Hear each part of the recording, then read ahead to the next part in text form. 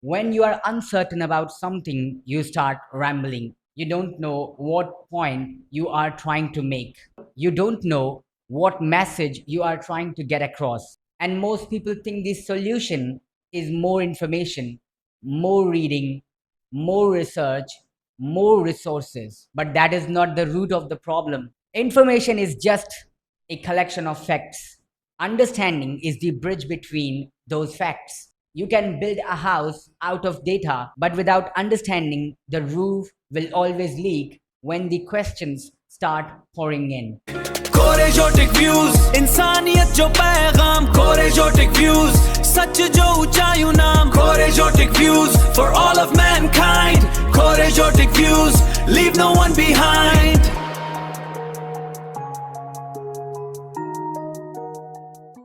Hey everyone, welcome back to Korejotic Views. My name is Mushtaque Korejo, and today is about uncertain mind, what causes it, how to work through it, and why the most important thing you can do to stop waiting and take action. Number one, information versus understanding. The major problem most people face is that they have not fully understood the concept they are trying to communicate. This sounds simple, but it is harder to admit because most of us assume that reading about something is the same as understanding it. It is not. Here is the real difference. Information is what you collect.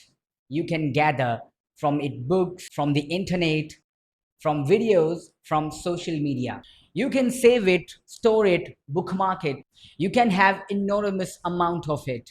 And still, when someone asks you to explain what you know, you will feel the gaps. You will feel the uncertainty. You will start rambling because the bridge between the facts was never properly built. If you understand the concept clearly, you can explain it in your original thoughts, in your original lines, no notes in front of you, no sources open, just what you genuinely know in your own words. That is the taste. But if you don't understand it fully, no matter what sources of knowledge you have, you still won't be able to fill the gap. And those gaps become serious cause of uncertainty under pressure. They show in the hesitations, in the trailing sentences, in the answers that never quite reach their point. Real understanding doesn't require performance. It simply speaks. Number two, the one idea method. There are some hacks that you can apply and become better at this. And it begins with one decision. Pick one topic or one idea, just one. Write it down on a piece of paper and then list everything that supports that idea. Everything relatable, everything logical, whatever comes to your mind, put it on the paper. Let it be messy, let it be doodling, arrows, fragments, cross out words. It doesn't matter what it looks like. Just clear your mind completely on the page. Don't judge it, don't organize it, just let it out. Once you have done that, add a small amount of information from outside, a book, an article, a research, something that supplements what you already thought of, not to replace your thinking, but to add to it. Now rewrite it in your own handwriting or on your computer. Take the messy draft and give it a shape. Read it out loud.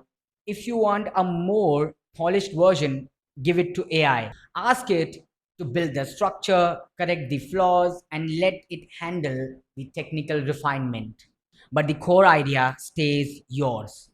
Once the idea is ready, take action right away. Don't wait for it to be better. It is ready enough, go. Number three, don't wait to feel ready.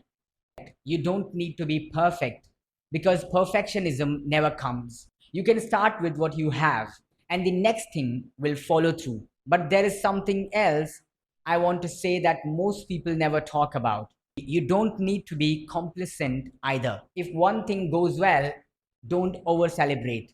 If you do, and the next time you cannot match that same energy, you will more likely feel discouraged. You will compare to the new attempt to the high point, and the gap will feel like failure. Success comes with constant actions, not through peaks and crashes. Not through one extraordinary movement followed by a long silence. Not through one extraordinary movement followed by a long silence. If you terminated something because it was not perfect, you will never be satisfied with the next version either. The cycle has no end. So, if you have written a book, submit it now. If you have been thinking about your first video, upload it. If there is something you have been imagining for years, try it with the knowledge you have right now. Not the knowledge you wish you had, the knowledge you already carry. Let me say it again. You don't need to be perfect. Perfectionism never comes. Start with what you have, and the next thing will follow through. Number four, delay kills the energy. If you delay something for what you call a better time, you are actually less likely to do it even when that better time arrives. This procrastination is not for the better time, it is your internal feeling to avoid. You don't want to see or experience that moment because you feel it is hard, you internally resist it. You don't like what it will ask of you. Here is the pattern. You get inspired first, you feel the energy, genuine energy. Then you start observing the process. You look at what it actually requires. And when you see those requirements and feel that your current version doesn't match them, you start delaying. The inspiration cools, the gap between you feel and what you think is needed becomes the reason you never begin.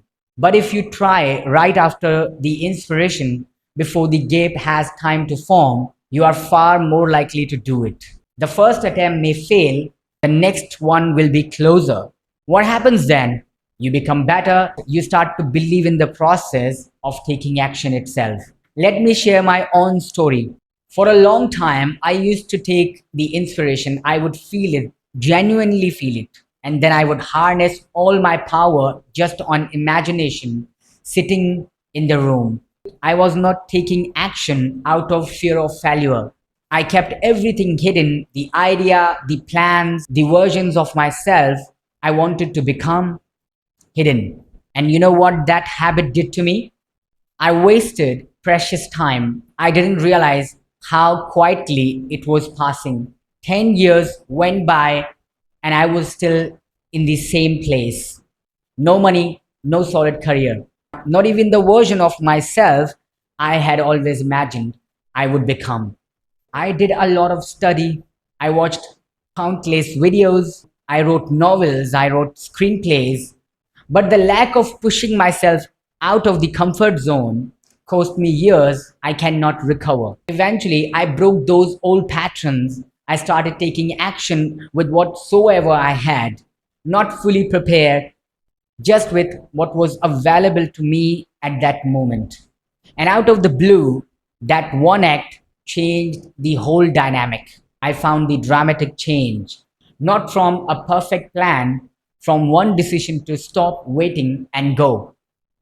If you want to grow, take a simple action, even if you feel scared. Remember, your simple step can eradicate that fear for a lifetime.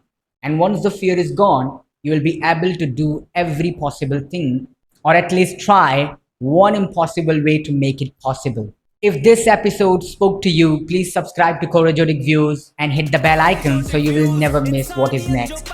Remember, I'm always in your corner. I wish you happy, healthy and purposeful life. I'm Mushtaque Korejo. Take care and I'll see you in the next episode.